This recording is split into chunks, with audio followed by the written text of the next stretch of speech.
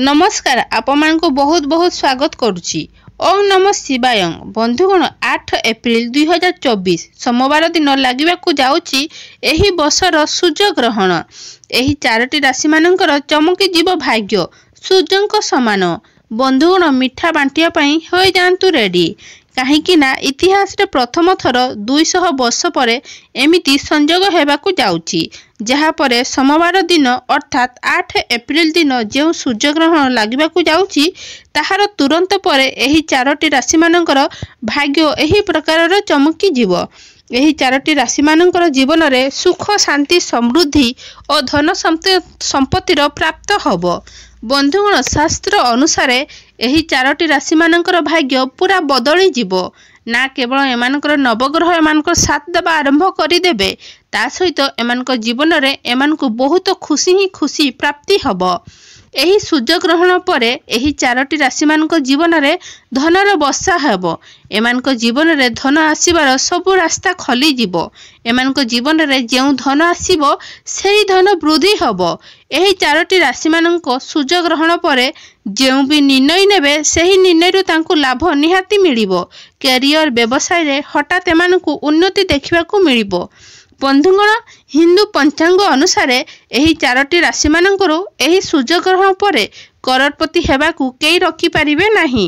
बंधुगण एही वीडियो रे आमे आपनकू बताइबू 8 एप्रिल को पड़ुथिबा सूर्य ग्रहण केतेबेले आरंभ हबो एवं केतेबेले शेष हबो। सूर्य ग्रहण द्वारा सबु राशि माने एमिति केउ छोट उपायटी करि पारिबे जे उपाय को आपण ज्योतिष शास्त्र अनुसार करि दउछंती। ना केवल आपणकर जीवन रे समस्त प्रकार चिंतार मुक्ति मिली जीवो। आपनक जीवन रे आपण सुख शांति समृद्धि धन संपत्ति प्राप्ति हबो। तापरे आमे आपनकू एही वीडियो रे बताइबू कि सूर्य ग्रहण द्वारा एमिति केउ भूल गुड़िक अछि जहाकू आपण भूल रे भी करिवे नाही। काहेकि ना जना बा अजना रे आपण एही भूल गुड़िक करि दउछंती तो आपनक जीवन रे दुख कष्ट चिंता दारिद्रता को सामना करबाकू पड़िबो एवं आसुथिबा समय रे निहाती करबाकू पड़िबो। बंधुगण धरा जाऊ आपनक जीवन रे धन आसिया बंद हो जाइछि। आपनक व्यवसाय चालू नहीं। आपनकर भाग्य आपनक साथ देउ नहीं। आपण बहुत समयरु बेमार रे पड़िछंती। आपनक ऊपरे किए कला जादू करि देइछंती बा आपनकर जेमिति भी असुविधा अछि आपण ज्योतिष शास्त्र अनुसार सूर्य ग्रहण दिन जेकोसी उपाय करिवे सेही उपाय रु आपनकू लाभ निहाती मिलिबो एवं आपण आपनक जीवन रे समस्त प्रकार चिंता सुविधा रु निहाती मुक्ति मिलिबो। एवं सेही सब जानिया पई आजिर एही वीडियो रे आमे आपनकू गोटिए गोटिए करी बताइबाकू जाउछु। तापरे एही वीडियो रे बताइबू कि केउ केउ भाग्यशाली राशि गुड़िक अछंती जहार जीवन रे एही चंद्र ग्रहण पर पूरा बदलिबाकू जाउछि जहाकू भगवान सूर्य देवंकर आशीर्वाद और वरदान एका संगरे प्राप्ति हेबाकू जाउछि। एथिपई जदि आपण चाहुछंती भगवान सूर्य देवतांकर आशीर्वाद सबुबेले आपनक ऊपर रही थाउ भगवान सूर्य देवतांक कृपारु आपनकर भाग्य उज्जवल होई जिवो और आपण आपनक जीवन रे बहुत उन्नति करंतु बहुत आगकू जानतु। बंधुगण पूरा विश्वास सहित एवं श्रद्धार सहित वीडियो को निहाती लाइक करिवे एवं कमेंट बॉक्स रे निहाती आपनकर राशि निहाती लिखिवे। आपण माने जहाँ भी एही सूर्य ग्रहण दिन करिवे सेथिरु आपनको लाभ निहाती मिलिबो।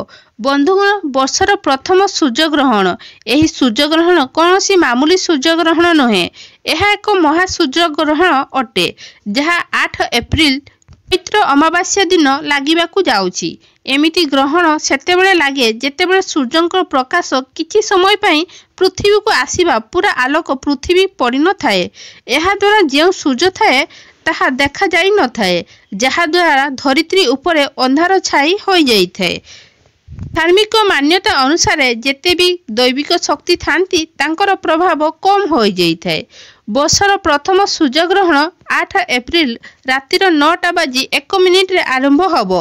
एहार समाप्त बा शेष राति 2:22 रे समाप्त हबो। एही ग्रहण पूरा 5 घंटा पर्यंत रहिबो। एही सूर्य ग्रहण भारत रे देखा जिवो नाही काहेकि ना सूर्य ग्रहण दिन करा जाइथिबा उपाय केबे भी खाली जाई न थाए। सेही उपाय अलटा आपनको लाभ अवश्य ही मिली थाए। केतेबेले भी बंधुगण सूर्य ग्रहण लागिथिबो तो सूर्यग्रहण किछि राशि रे परिवर्तन करिथांती जहार प्रत्यक्ष और अप्रत्यक्ष प्रभाव 12टी राशि उपरे निहाती पड़ी थाए। जदि आपण सूर्य राशि बाबद रे जानि नाहंती तो आपनकु जणाइबा पई बताई देबु। सूर्य राशि एक व्यक्तिर भाग्य सहित संबंधित रही थाए। जो व्यक्तिर कुंडली रे सूर्य ग्रह आई भावरे रही थाए सही व्यक्तिर भाग्य सबुबले तांकर साथ देई थाए एवं एथिरे जेतेबेले भी सूर्य ग्रहण लागिवो तुरंत ही 6टी राशि मानकर भाग्य पूरा बदली जीवो। तो यही वीडियो आमे आपनको बतेबा को जाउछु सूर्य ग्रहण द्वारा एमिति केउ उपाय करि परिबे। जे उपाय को आपण करि दउछंती तो सूर्य ग्रहण द्वारा आपनकर निहाती लाभ मिलिबो एवं केउ राशि माने भाग्यशाली राशि माने जहांकर जीवन सूर्य ग्रह परे पूरा बदली जीवो। तो बंधुगण एते डेरी पर्यंत सूर्य ग्रहण लागी रहिबो एही कथा को विशेष ध्यान रखिबे ना आपनको घरे रोषेई करिवे अर्थात सूर्य ग्रहण समय रे आपण खाद्य बनाइबे नाही ना खाद्य खाइबे नाही। शास्त्र रे एहार पूरा मना अछि। जेते भी महिला अछंती तांकर एही कथा को विशेष करी ध्यान रखिबा को पड़िबो। जेते पर्यंत सूर्य ग्रहण लागिथिबो सेतिकी डेरी आपण पानिया को आपनको चुटी रे व्यवहार करिवे नाही। एहा हमर वेद पुराण रे बहुत अशुभ कहा जाईची। एही प्रकार रे सूर्य ग्रहण जेते डेरी पर्यंत लागिथिबो सेते डेरी पर्यंत आपनको घरे आपण कईची छुरी एवं धारुआ जिनिसर व्यवहार भूल रे भी करिवे नाही नहले एहार सीधा प्रभाव आपणकर आर्थिक स्थिति उपरे पड़ी थाए। और जदि आपण आगर हो जाइछि तो सूर्य ग्रहण द्वारा भूल रे भी मध्य आपण माने शारीरिक संपर्क रखिबे नाही नहले आपणकर केउ प्रकार दोष को सामना करबा को पड़ी पारे। बंधुगण सर्वप्रथम उपायटी आमे आपनको बताइबा को जाउछु ताहाला करजर मुक्ति पाइबार महा उपाय। बंधुगण धरा जाऊ आपण एमिति कोनोसी करज नेइछंती जहाकू आपण फेरई पारु नाहंती आर्थिक कष्ट रे फसी जाइछंती आपनको जीवन रे धन आसीबा बंद हो जाइछि एवं आपण एहाकू नै बहुत चिंता रे अछंती।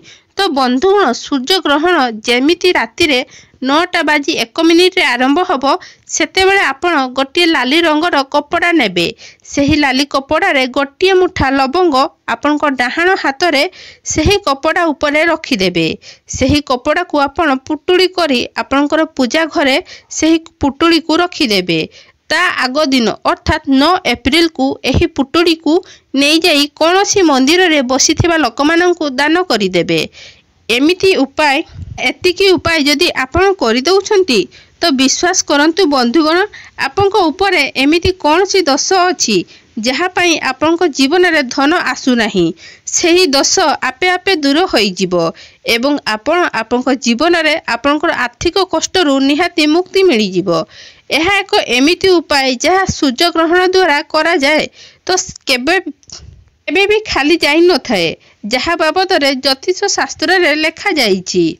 बंधुगण आपण चाहुछंती आपनको घरे केबे भी कोनोसी व्यक्ति को कला जादूर प्रभाव पड़ू नाही आपनको घरर लोक मानक उपरे ताहार लोक माने कला जादू करबा को चेष्टा करूछंती तो ताहार प्रभाव आपनको घरर लोक मानक उपरे पड़ू नाही। तो बास गोटिए काम करिवे बंधुगण एही सूर्य ग्रहण दिन गोटिए नडिया किणिकी आनिबे।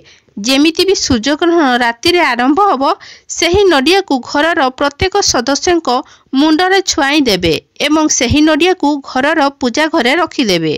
ता आगो दिन सेही नडिया को नै जाई आपण कोनोसी भी मंदिरर पूजारी को दान करि देबे।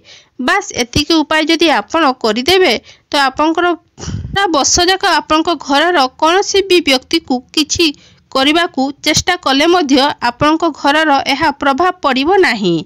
बंधुगण तंत्र शास्त्र रे लेखा जाइछि कि सूर्य ग्रहण ता आगो दिन कोनोसी भी व्यक्ति सदा बिहारी गछ नेई आसुछंती तो सेही व्यक्तिर घर उपरे सबु बेले माँ लक्ष्मी आशीर्वाद रही थाए।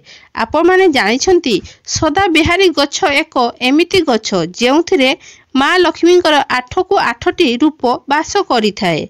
आपण 8 एप्रिल को सूर्य ग्रहण लागिबा एवं 9 एप्रिल को सदा बिहारी गछ आनिबे और आपणकर घरर କୌଣସି ପୂର୍ବ ଦିଗକୁ ଏହାକୁ ସ୍ଥାପନ କରିଦେବେ ଏବଂ ଏହାକୁ ପ୍ରତ୍ୟେକ ଦିନ ଜଳ ଦେବେ। ଯଦି ଆପଣ ଏତିକି ଉପାୟ କରିଦେଉଛନ୍ତି ତ ବିଶ୍ୱାସ କରନ୍ତୁ ମା ଲକ୍ଷ୍ମୀଙ୍କର ଆଶୀର୍ବାଦ ଏହି ସୂର୍ଯ୍ୟ ଗ୍ରହଣ ପରେ ସବୁବେଳେ ଆପଣଙ୍କର ଘରର ଉପରେ ରହିବ। ଆପଣଙ୍କ ଘରେ କେବେ ବି ଧନର ଅଭାବ ହେବ ନାହିଁ। ବନ୍ଧୁଗଣ, ସବୁଠାରୁ ପ୍ରଥମ ରାଶିର ଜୀବନରେ ଏହି ସୂର୍ଯ୍ୟ ଗ୍ରହଣ ପରେ ପୁରା ବଦଳିବାକୁ ଯାଉଛି। ତାହା ହେଲା ମକର ରାଶି। ଯଦି ଆପଣ ମକର ରାଶିର ବ୍ୟକ୍ତି ଅଛନ୍ତି ତ ସୂର୍ଯ୍ୟଗ୍ରହଣ ପରେ ଆପଣଙ୍କର ଭାଗ୍ୟ ପ୍ରବଳ ହୋଇଯିବ। ଆପଣଙ୍କର ନବଗ୍ରହ ଆପଣଙ୍କ ସାଥ ଦେବା ଆରମ୍ଭ କରିଦେବେ। ଆପଣ ଆପଣଙ୍କ ଜୀବନରେ କୌଣସି ଚାକିରି ପାଇଁ ବହୁତ ଚିନ୍ତାରେ ଥିଲେ। ଆପଣଙ୍କର ମନ ଇଚ୍ଛା ଅନୁଯାୟୀ ଆପଣଙ୍କୁ ଚାକିରି ନିହାତି ମିଳିବ। ଭଗବାନ ସୂର୍ଯ୍ୟଦେବଙ୍କର ଆଶୀର୍ବାଦରୁ ଆପଣଙ୍କ ଜୀବନରେ ଏମିତି ଉଜ୍ଜଳ ହେବାକୁ ଯାଉଛି ଯାହା ପରେ ଆସୁଥିବା ସମୟରେ ଆପଣ କୌଣସି ପ୍ରକାରର ଅନ୍ଧାରକୁ ସାମ୍ନା କରିବାକୁ ପଡ଼ିବ ନାହିଁ। ଏହି ସୂର୍ଯ୍ୟଗ୍ରହଣ ପରେ ସୂର୍ଯ୍ୟଦେବତାଙ୍କର କୃପା ଠିକ୍ ସମୟରେ ଆପଣଙ୍କ ଉପରେ ବର୍ଷା ହେବ। ତୃତୀୟ ରାଶିଟି ହେଲା ତୁଳା ରାଶି। ଯଦି ଆପଣ ତୁଳା ରାଶିର ବ୍ୟକ୍ତି ଅଛନ୍ତି ତ ଆପଣ ବହୁତ ସମୟରୁ ବେମାରରେ ଥିଲେ।